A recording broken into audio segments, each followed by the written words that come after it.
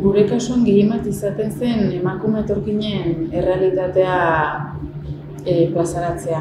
Eta beti etortzen ziren gehienak 24 orduko langileak ziren, orduan haien denbora oso mugatu izanik eskatzea irratira etorri edo gu joan beraiek esandako leku batera, baina abia puntua zen oso erreza ez, haientzat.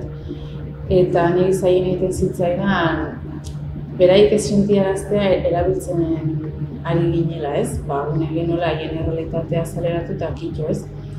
Orduan, niretzatzen gehien bat ahi esatea, niri iruditzen zitzaiela gurean, bidasoaldean bazegoela jendea bazuena kuriositate bat, ez? Eta nahi zuen aurbildu haien gana, eta gero berriki ere baginuen kezka bat, ez? Euskaldun bezala, ez? Guk hizkuntza gutxitu bat dugu, euskaraz bizi nahi dugu, baina nik ez dut edo antxetan bintzat ez da pretensia beraien kultura zapalaraziz euskalduntzea, ez? Orduan, nola eragin inklusio sistema bat gu euskaldun bezala zapaltzaile izan gabe, ez?